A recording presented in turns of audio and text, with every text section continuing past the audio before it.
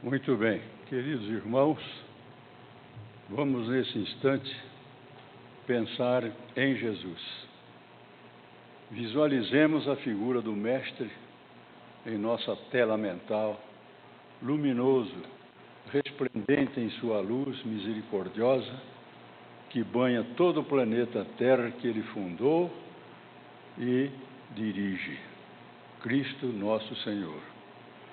Amado Mestre, mais uma vez, Senhor, aqui estamos a convite da direção desta casa para apresentar uma palestra. Eu não chamo de palestra porque eu não sou palestrante, mas uma conversa entre irmãos que se estimam e que desejam transmitir alguma coisa das nossas conjecturas, de nosso exame. Assim, Mestre, nós te pedimos que nos inspire. Sabemos que a multidão de espíritos que aqui estão sempre supera os que estão encarnados. E imaginando, portanto, no trabalho que fizemos, nós sabemos que atraímos muitos irmãos, amigos, antigos colaboradores desta casa e amigos espirituais que aqui estão conosco, que nos amam, que nos estimam e que pretendem nos ajudar. Assim, Mestre, é que em teu nome, em nome de Maria, aquela que foi a tua mãe, Maria de Nazaré, em nome dos guias espirituais que aqui estão conosco, em nome, sobretudo, Senhor, de nosso Pai Celestial, nós damos por iniciado o nosso trabalho desta manhã. Que assim seja.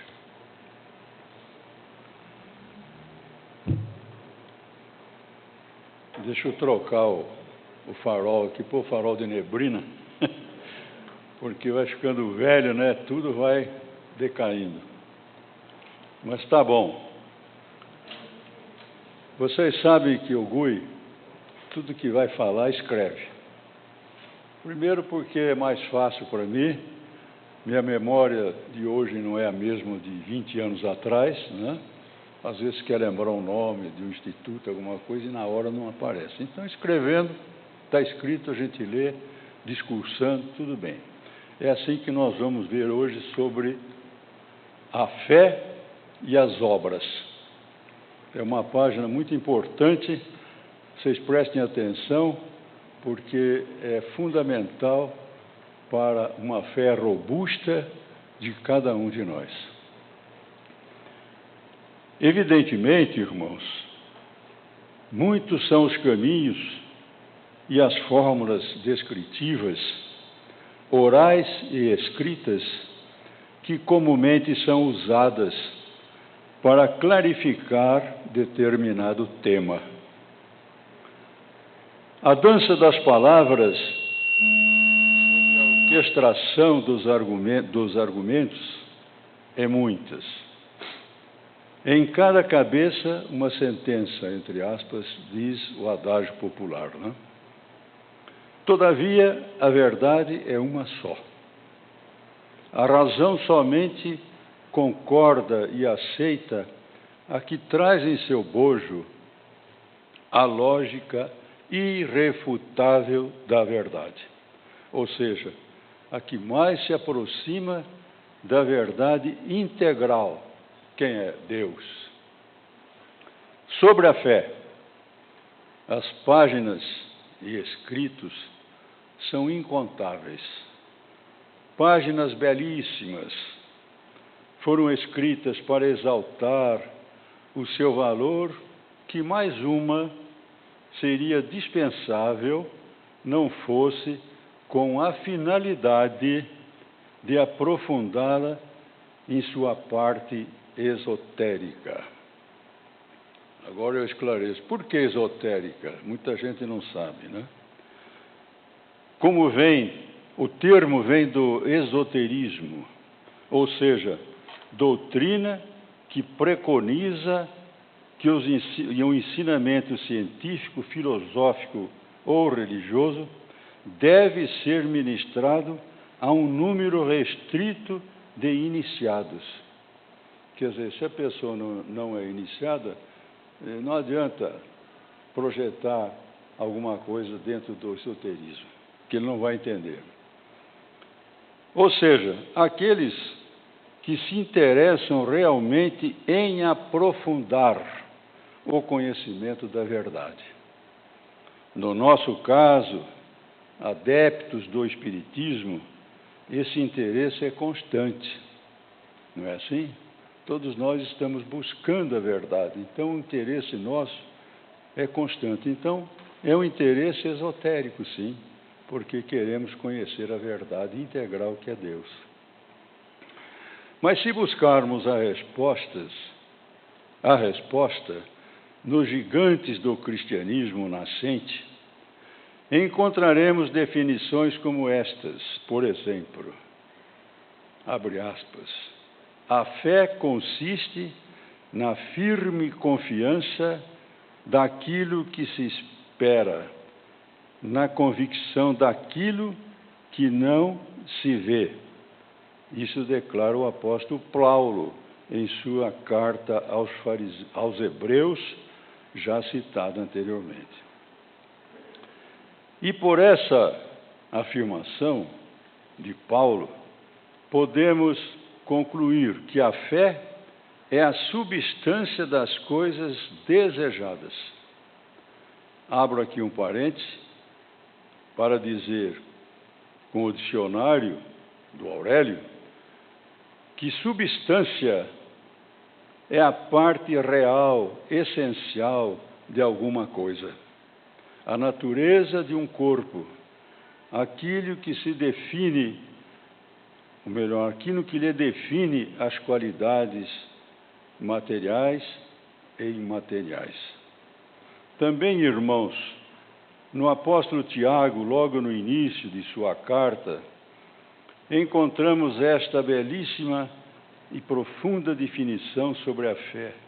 Diz ele, o Tiago, a fé, quando genuína, produz paciência. A paciência produz perfeição. Assim é que sereis perfeitos, irrepreensíveis e sem faltas. Fecha aspas. E mais adiante Tiago diz, de que serve, irmãos meus, dizer a alguém que tem fé quando não tem obras? Olha aí, uma questão para raciocínio.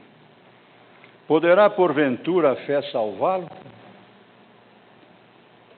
Aqui abro um parêntese para um esclarecimento importante, ou seja, por estas afirmações de Tiago, apóstolo, você pode julgar que há uma contradição entre o que ele diz e o que diz o apóstolo Paulo em sua carta aos Romanos, ou seja, diz Paulo que seremos justificados pela fé, não importando as obras.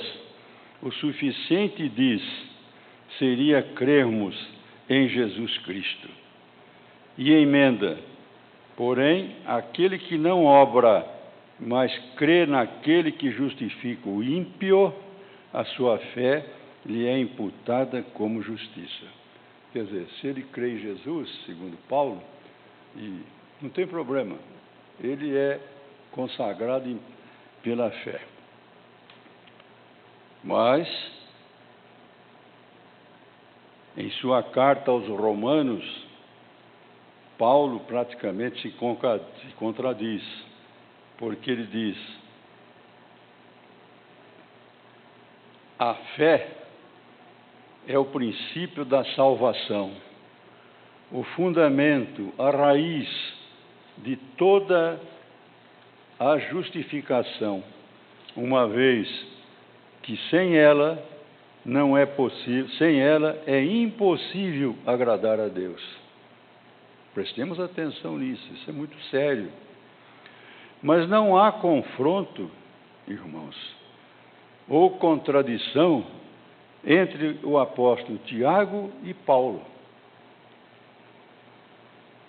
Pois no Novo Testamento, na tradução direta do idioma grego, encontramos uma aclaração do tradutor, Huberto Roden, a respeito, dizendo, diz o Roden, Paulo não estabelece confronto entre a fé e as obras, simplesmente, mas sim entre as obras rituais. Olha aí, entre as obras rituais do Antigo Testamento e a fé cristã do Novo Testamento, estando assim o perfeito acordo com a carta de Tiago, que tanto encarece a necessidade das boas obras. Vocês entenderam isso? Porque Paulo afirmava de obras rituais. Quer dizer, lá no Velho Testamento está cheio dessas obras rituais. Então, os que acreditavam nela, né, praticamente eram abençoados por Jesus, etc. Mas a Bíblia, irmãos, nos oferece ensinamentos profundos, se estudados, buscando o espírito das letras, pois, como sabemos, graças à doutrina dos Espíritos, a Bíblia, tem uma parte divina e uma parte humana. A Bíblia é divina na sua parte profética, a qual se pode considerar como a palavra divina, ou seja, as mensagens inspiradas pelos Espíritos do Senhor aos seus servos fiéis, os profetas ou médiuns, como sabemos hoje. Todos os profetas eram médiuns, como sabemos, hoje repetimos, né? Então, assim sendo, devemos considerar os erros, as aberrações e certas definições ilógicas, quer dizer, sem lógicas, como de responsabilidade de seus autores ou tradutores. De modo que, para encontrarmos a palavra divina na Bíblia, é necessário que a estudemos em espírito e verdade, à luz da terceira revelação, ou seja, da doutrina dos Espíritos, que é a ciência do cristianismo. Já falamos muitas vezes sobre isso, né? O Espírito da verdade, conforme podemos entender, lendo no Evangelho segundo João, capítulo 15, 16, a palavra de Jesus. Ele diz assim: ainda tenho muitas coisas que vos dizer, mas vós não as podeis suportar agora. Porém, quando vier aquele Espírito de verdade, ele vos guiará em toda a verdade. Fecha aspas, Jesus dizendo. E ele diz mais, e ele me glorificará, porque há de receber do que é meu, e vou-lo há de anunciar. O Consolador, que da parte do Pai vos hei de enviar, a saber, aquele Espírito da verdade, que procede do Pai, ele justificará de mim. Vocês perdoam, às vezes, alguma tiquezinha aqui, mas é do meu óculos, da minha vista. Assim sendo, prosseguimos. O Espiritismo, o Consolador, sem nenhuma dúvida, é o cumprimento da promessa do Cristo, pois esclarece à luz da razão o que Jesus disse por parábolas, e por isso é que pode ser denominado a ciência do cristianismo. É, pois, a doutrina que convida fraternalmente todos os seres humanos à observância da lei divina, proporcionando-lhes paz e consolação. Capacitemo-nos, irmãos, pois que somente com o bom propósito de nos empenharmos na busca da verdade, aprofundando os nossos estudos, é que gradativamente será possível conhecermos os mistérios, entre aspas, do reino de Deus, como proclama Jesus Cristo, dizendo: conhecereis a verdade, e a verdade vos libertará, ligando-nos na plenitude da fé. Parece-nos impossível alguém alcançar o pináculo da evolução apenas crendo, entre aspas, ou seja, crer sem entendimento, assim como também apenas ter fé cega, apoiando-se na definição de Paulo, quando se refere às obras rituais do Antigo Testamento. Nós já vimos que Paulo não entrou em contradição, ele limpou isso. Ora, e meus irmãos, muito maior que todos os profetas e apóstolos, videntes, médiuns, mestres, etc., é nosso Senhor Jesus Cristo.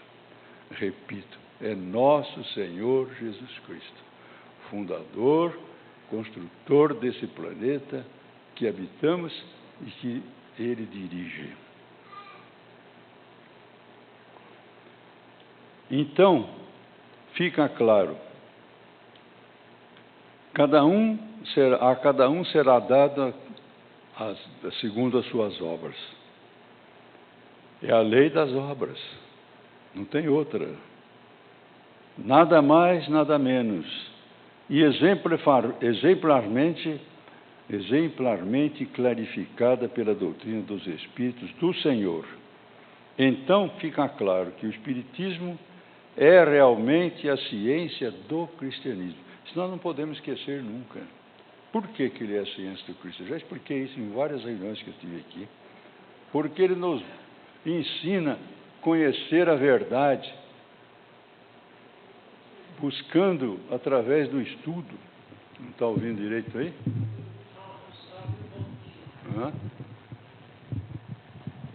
E agora?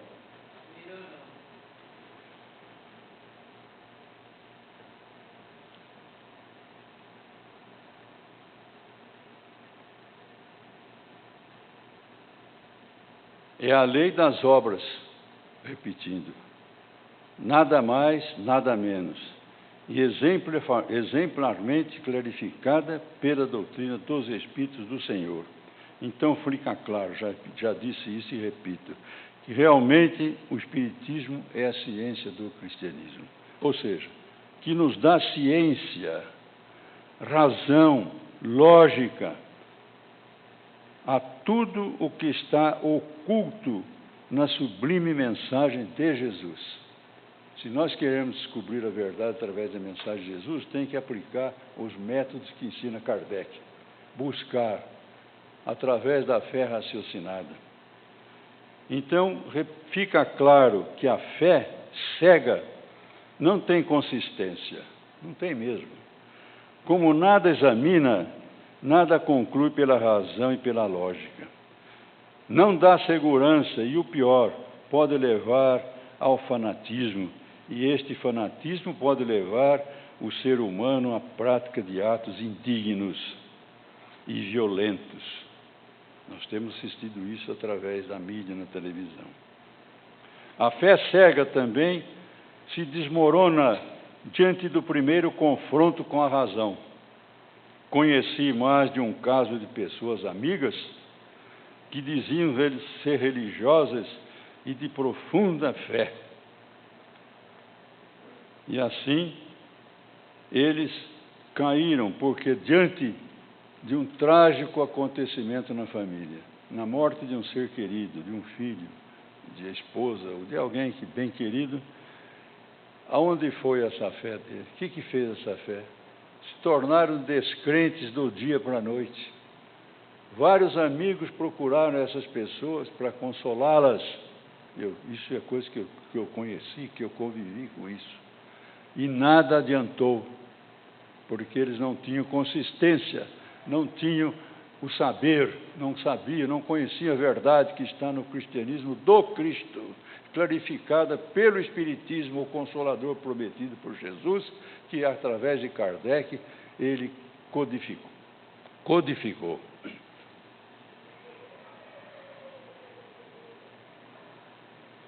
Então eu digo aqui, né? Em que base sólida, em que conhecimento, pelo estudo ou pela intuição, estava estruturada a fé dessas pessoas? Fé do jacaré, só pode ter sido isso, né? Não fé em Deus, não fé na verdade, não fé em Jesus, não fé nos espíritos iluminados que guiam a humanidade. No século XIX, prosseguindo, o chamado século das luzes e da razão, consoante a promessa de Jesus, chega-nos pelo codificador da doutrina dos Espíritos, Allan Kardec, a definição da fé raciocinada.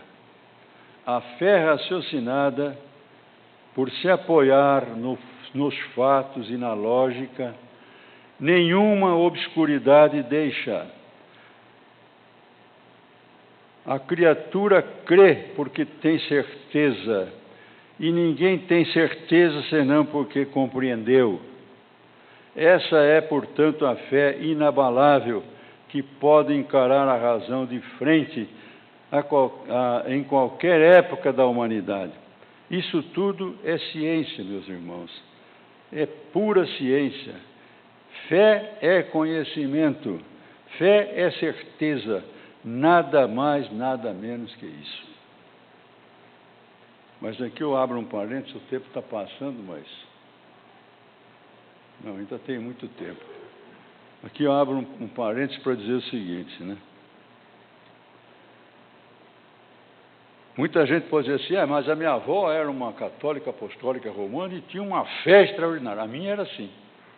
A minha avó desencarnou com 98 anos. Né? E outras pessoas que eu conheci. Mas como é que ela tinha essa fé se eles eram meio analfabetos? Minha avó, por exemplo, era quase analfabeta. Ela só entendia de jogar no bicho, coitadinha, o número de bicho, do porco, do leão, sei lá o quê. Por que ela tinha essa fé? Quem acredita, quem sabe da reencarnação, é coisa do passado que ela adquiriu. E hoje ela está aqui vivendo uma vida simplória, quase de analfabetismo, mas ela tem isso na sua consciência, na sua alma, esse conhecimento. Daí a razão dela não sei estudar nada, mas ter uma fé absoluta, duríssima, né? Mas Kardec prossegue. Eu digo aqui, essa racionalidade indicada por Kardec, frente aos segredos, entre aspas, do universo, e diante das novas revelações que surgiriam previstas pelo próprio Kardec, tornar-se-ia dinâmica.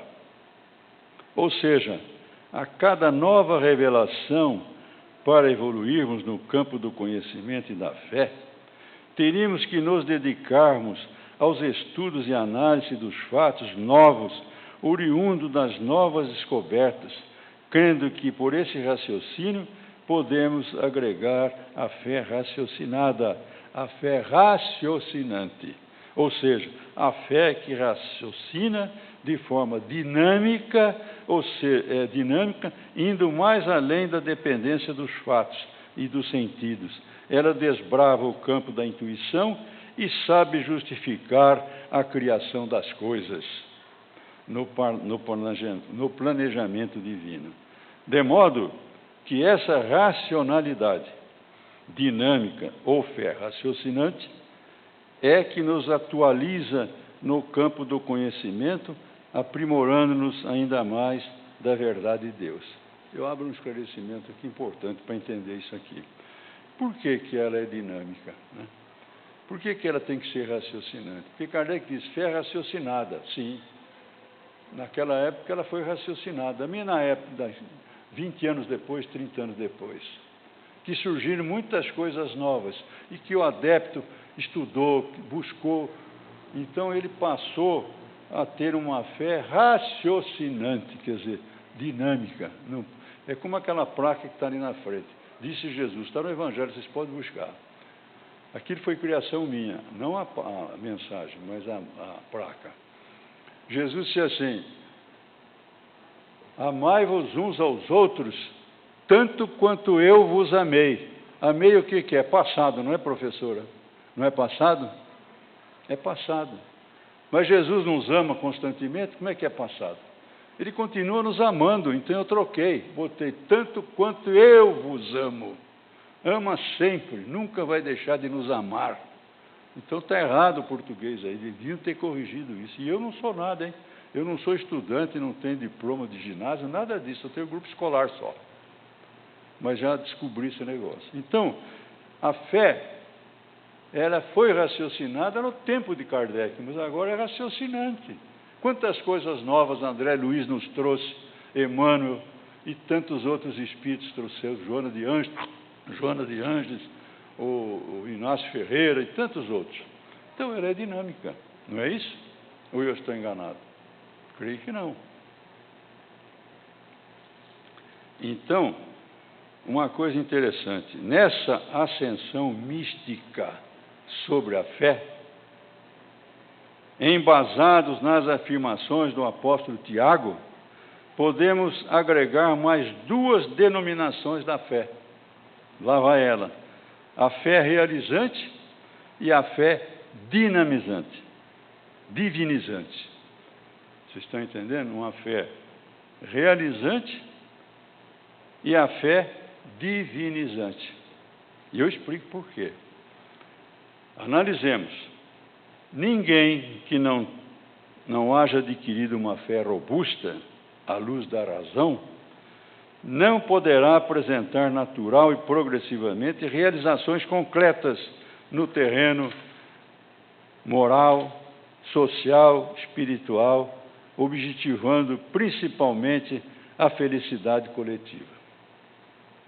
Daí o desafio do apóstolo Tiago. Presta atenção, é Tiago, hein?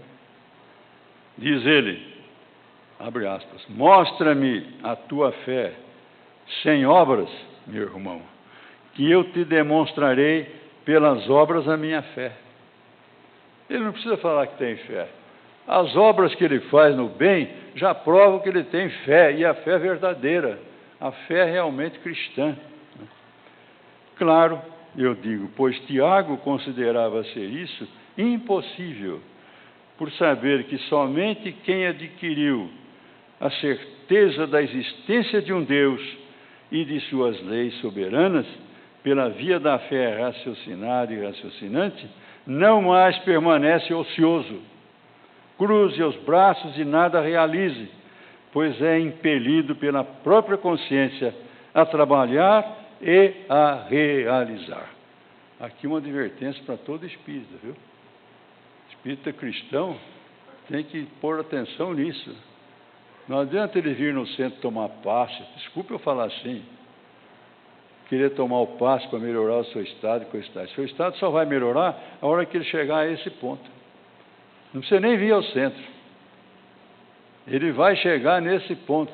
Ele vai ter toda a assistência de Deus, toda a assistência do Cristo, o médico divino, porque ele faz jus a isso. Ele se esforça, é o que diz Tiago, demonstra a tua fé sem obras, que eu provarei a minha pelas obras. Eu não preciso dizer que eu tenho fé, as minhas obras já falam pela fé. Não é isso? Ora, na marcha ascensional, que nos aproxima de Deus e de Jesus, dos protetores espirituais, nessa trajetória demarcada pelas 3 precedentes etapas da fé, gradativamente o ser humano se diviniza. Que é bonito isso. E essa divinização não é gratuita e nem fortuita, pois ela é conquistada a duras penas pelo esforço próprio do ser humano, pelo estudo sistemático e constante, objetivando desvendar os mistérios, entre aspas, do reino de Deus, que pelo crescimento de sua sabedoria é que surgem as realizações altruísticas segundo o pensamento crístico universalista.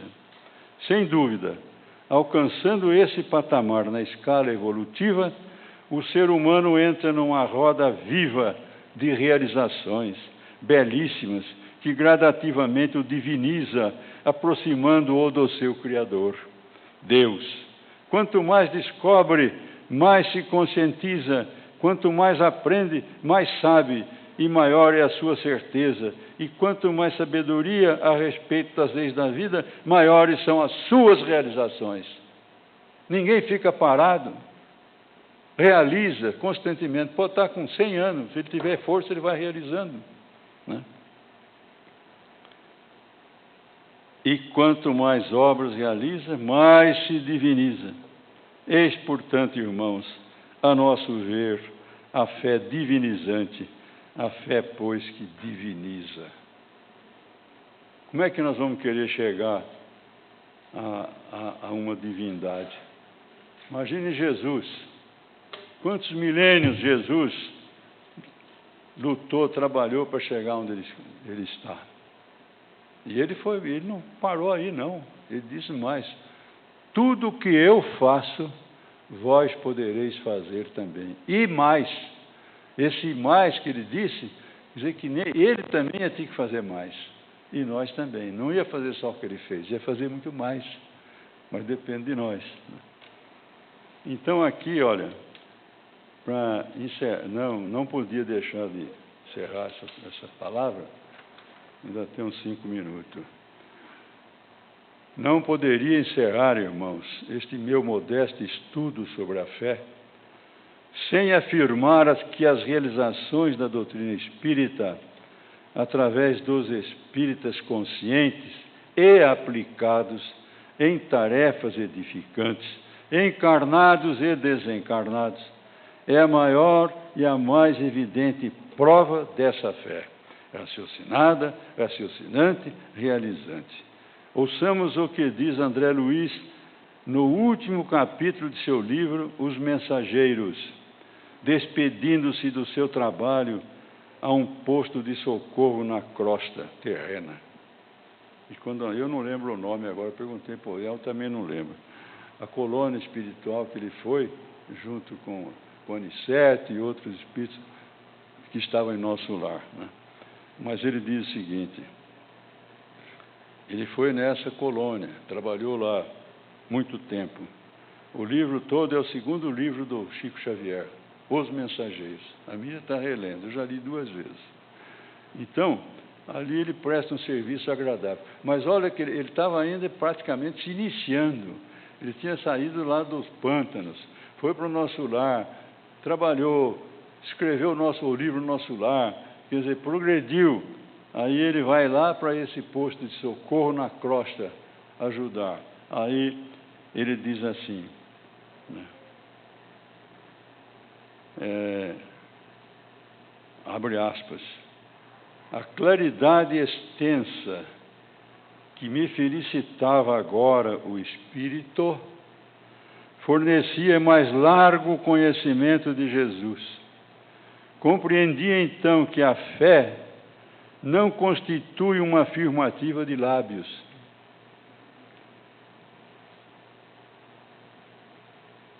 nem uma adesão de ordem estatística. Procurá-la-ia em vão na esfera sectária, nas disputas vulgares, nos cultos exteriores alteráveis todos os dias. Era assim uma fonte de água viva, nascendo espontaneamente em minha alma. Traduzia-se em reverência profunda, aliada ao mais alto conceito de serviço e responsabilidade, diante das sublimes concessões do Eterno Pai. Encontrara um tesouro inacessível à destruição e um bem intransferível por nascido e consolidado em mim mesmo. Viram que confissão? Quem que vai destruir essa fé que ele adquiriu através do trabalho construtivo lá naquela colônia. Ninguém vai destruir isso. E ela só vai crescendo, e tanto crescendo, olha os livros que ele escreveu. Mensageiros, do Céu e Inferno, e tantos outros, né? Então, meus irmãos, eu encerro aqui, mas antes de encerrar, eu quero encerrar com uma prece que eu extraí deste mesmo livro. A Mília está vendo lá o aluno dela querendo cambalhando, porque ela está tratando da minha coluna. Eu tenho que tomar cuidado. É essa prece que faz o Aniceto. Prestem atenção, e com essa eu encerro essa minha palestra. Senhor, ensina-me a receber as bênçãos do serviço. Ainda não sabemos, amado Jesus, compreender a extensão do trabalho que nos confiaste. Permite, Senhor, possamos formar em nossa alma a convicção de que as obras do mundo te pertencem, a fim de que a vaidade não se insinue em nossos corações com a aparência do bem. Dá-nos, Mestre, o espírito de consagração aos nossos deveres e desapegos, aos resultados que pertencem ao teu amor. Ensina-nos, Senhor, a agir sem as algemas das paixões, para que reconheçamos o teu santo objetivo. Senhor amorável, ajuda-nos a ser teus leais servidores. Mestre amoroso, concede-nos ainda as tuas lições. Jesus, juiz reto, conduze-nos aos caminhos direitos. Médico sublime, restaura-nos a saúde. Pastor compassivo, guia-nos à frente das águas vivas. Engenheiro sábio, dá-nos teu roteiro. Administrador generoso, inspira-nos a tarefa. Semeador do bem, ensina-nos a cultivar o campo de nossa alma. Carpinteiro divino, auxilia-nos a construir nossa casa eterna. Oleiro cuidadoso, corrige-nos o nosso coração. Amigo desvelado, sem indulgente ainda para com as nossas fraquezas. Príncipes da paz, compadece-te do nosso espírito frágil. Abre nossos olhos e mostra-nos a estrada do teu reino. E assim Aniceto terminou com a prece. E eu agradeço a atenção de vocês e tenho certeza absoluta que se aqui tem, digamos, pouca gente encarnada, o número de desencarnados aqui é astronômico. Porque não há um espírito ligado ao espiritismo, ligado a nós, parente, mãe, pai, filho, sei lá, tudo ligado a nós. Avô, avó, tia, tio, que não nos acompanhe numa tarefa como essa, numa manhã como essa. Eu lamento que muitos aqui não estão, mas eles tomarão conhecimento, sim, porque eu vou repetir essa palestra, já falei para o Léo, quero repetir numa quarta-feira, não agora no final do ano, porque a turma está só na festa, depois nós vamos cuidar disso. O que vocês acharam? Gostaram? Muito bem. Eu fico feliz com isso, porque isso custa trabalho.